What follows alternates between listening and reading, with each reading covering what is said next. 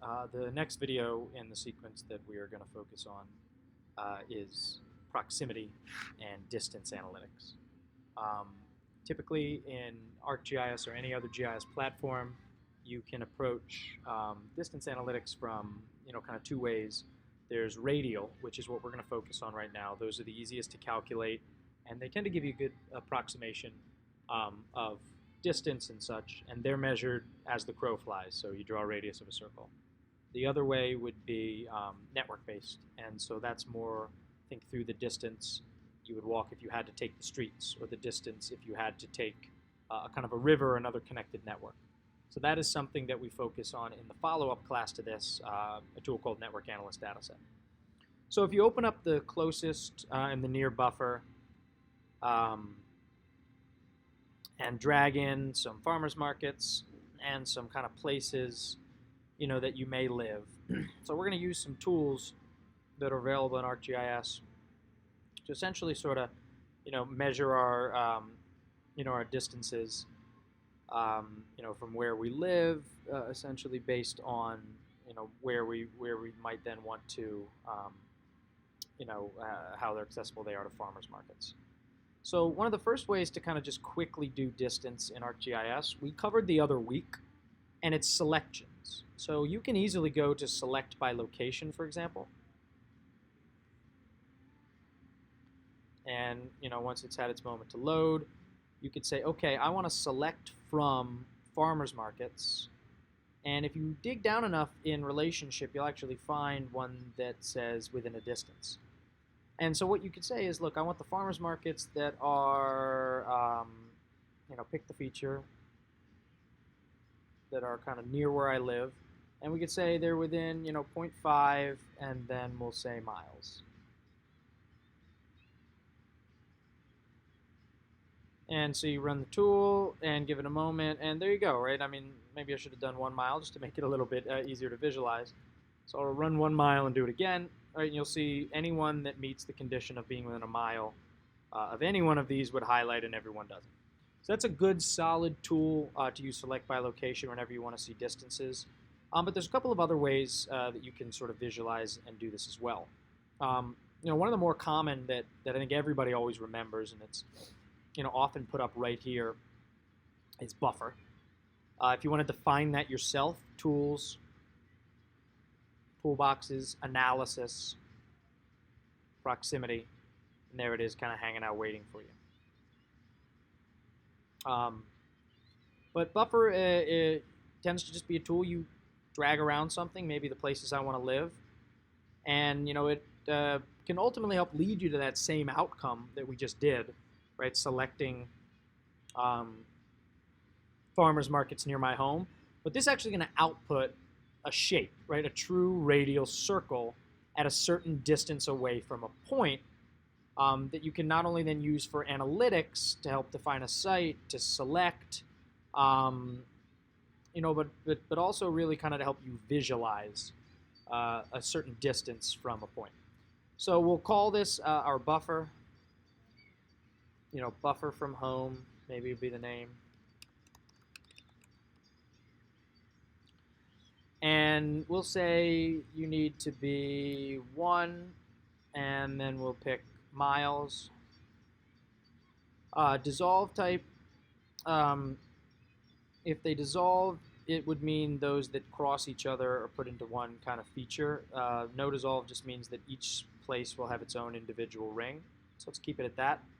And planar means like calculate your distance on a flat scale, and geodesic means preserve the shape of the Earth. So it doesn't really matter as much for our buffers because we are over such a short distance. But if you were buffering, like 50, 100 or so or more miles, you might want to account for the curvature of the Earth. So we'll keep it at planar for now, and run. And pretty cool, nice and neat. Your buffers come out. If you open the attribute table to see what you've produced,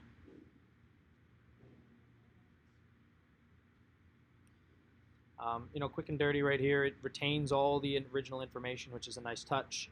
So you can, go to your data that was in your places that you live, but now it's not just a point anymore. It's an actual kind of circle, so you can visually see all the area that's kind of 1 mile around from this. So there's a couple of other ways to run these as well. Go to clear. So you could come up to the analysis, and I better look down here if they store it here. No. So if you come down to the analysis, you could run to your tools and find multiple ring buffer is a pretty neat tool right here. Right, so I could same thing, throw in my places that I may live, and I'll say MR buffer, Mr. Buffer, multiple ring buffer. And this is where you just sort of add in the distances, right? 1 mile, and then when I hit enter, 2 miles, and then when I hit enter, 3 miles. And I'll make the distances here. I'll say I want the unit to be miles. And I can run them, and it'll have a field that it produces in there called distance that'll show me the distance for each one. And so there they are, right? They've dissolved into each other. Non-overlapping means they dissolve. Overlapping means they're disks, so they would overlap. But then I can kind of see the the buffers that are associated with each of the points here. So one last thing to show you with buffer, I forgot to put a piece of polygonal data in here, but if you could go into maybe just the merge file and just drag one of the neighborhoods in, and then pick one of the neighborhoods, I don't care which one it is, and select it, and come back up to your regular buffer. And notice when you're doing it with a polygon, this sort of new option comes out to you that you didn't necessarily have before. So if I drag in my my neighborhood, and what I'm going to call this is buffer in.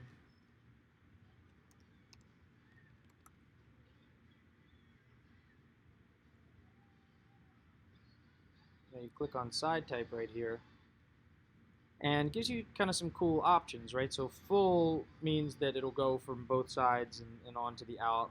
Left, it'll go to the left of the line. Right, it'll go to the right of the line. And exclude the input cuts out sort of the input from it.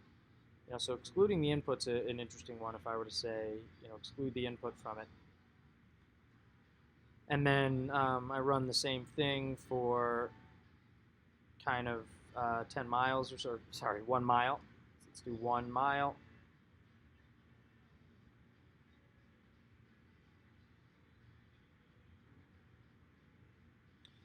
Right, so previously had I done that, it would have included the neighborhood as well, sort of in the middle, but when you do it like this, it ultimately creates you an area where you sort of have a donut in the middle. I'm going to open Arc Desktop just to show you a little bit about how buffer runs in there. But that's buffer. And so the next thing I'll want to do is a little tool called near. Maybe now what I want to know is I want every single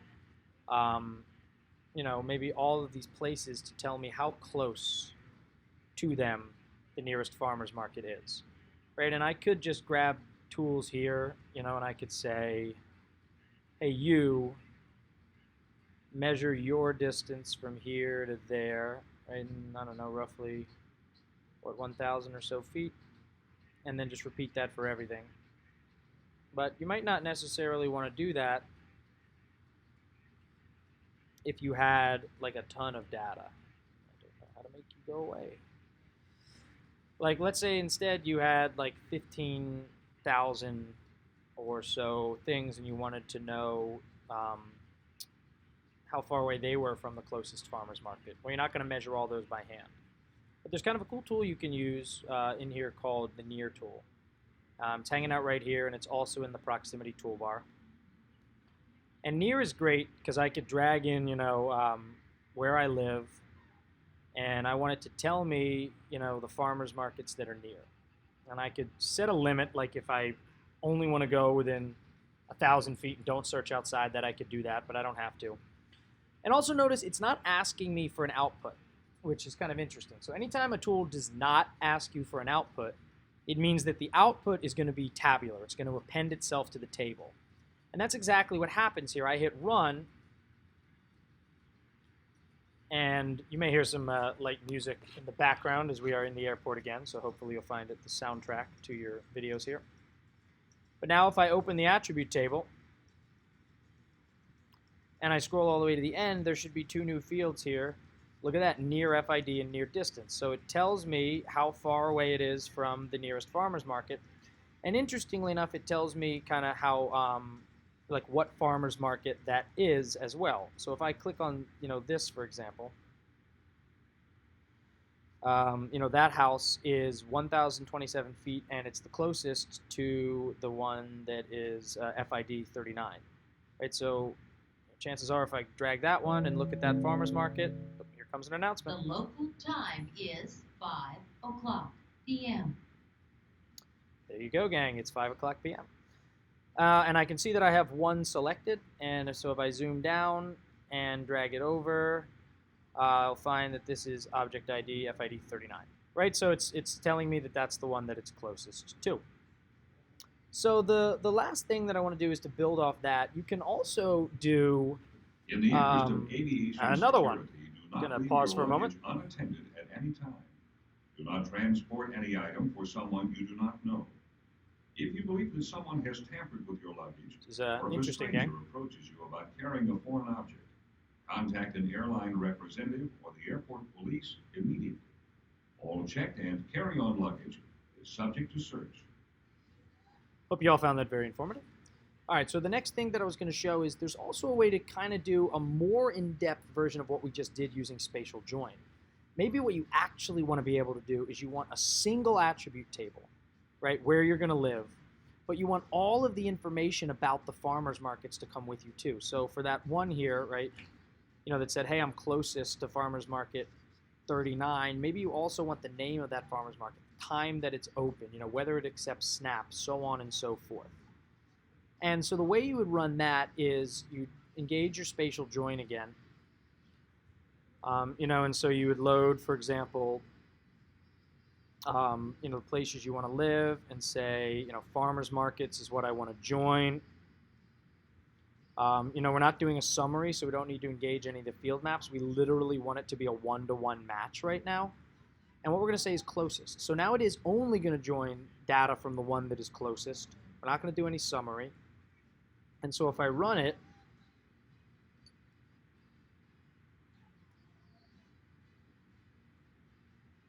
right, what eventually is going to return to me is a copy of the original data, but now with a whole bunch of kind of new data. So if I, select this one again, same one, and I scroll over, I'll eventually see all of that data for FID 39 attached, right? The owner's name, oh, sorry, that's my same building, apologies, there we go. All right, the FID, how far away I am from it, the neighborhood, the name, right? The object, the zip, the time of day that it happens, when it occurs, the months that it's open, if it accepts SNAP. Whatever data I had, it's now in one single table. It's now in my places you want to live. This is a really good tool for when you're building out a database. Like if you want to do all of your analysis in one data set that's looking at homes or parcels or whatever, this is a good tool so you can append information about that which is closest to you without having to work on multiple data sets. So the last thing I wanted to show you before I close this is just one other sort of way that Buffer works in desktop that can offer a bit more nuance, and this may be there in Pro as well, but I've yet to fully uncover exactly where it is. But there's this thing called the Buffer Wizard, which I think it's good for you to know. It's just a pretty cool tool. So if I open the farmers markets and I bring them back in, and you go to Customize, and go to Customize Mode, and under Commands, just search Buffer Wizard.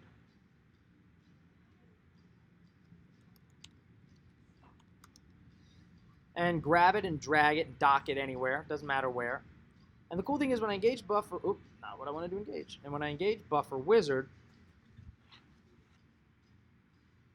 provided I didn't crash my computer accidentally. It's cool because it has a lot of neat options, and I'm also going to drag in the merge, the neighborhood, just because I want to show that cool thing again. So I'm going to select one neighborhood right here. So Buffer Wizard is just sort of like a neat tool that walks you through all your buffering options. Hey, what do you want to buffer? Let's do neighborhoods 1. Use only the selected features. Let's buffer in maybe half a mile. For some reason, you control the distance down here. But the other cool thing that I've always liked about this tool is this kind of creation buffer. So we could make it inside and outside. We could buffer just to the outside. Or really cool, we could actually buffer in. So that's kind of neat. We could start at the edge of the neighborhood and almost do like a reverse buffer that buffers in. Now, I picked one that was too big. You know, half a mile goes all the way through, but there's still this little sliver here in the middle that wouldn't be, you know, half a mile. I'm going to run it again really quick and just pick a smaller number. You know, so it more clearly shows what we did there. Pick my neighborhoods. I want the selected. I'm going to do 500 feet. Hit next. I want to go inside, finish. Right, there you go. We like literally started at the edge and we came in 500 feet. So just a little color for how you can kind of add buffer. I'm sure it's in Pro and I just haven't uncovered it yet, but just wanted to give you a sense of what else is out there.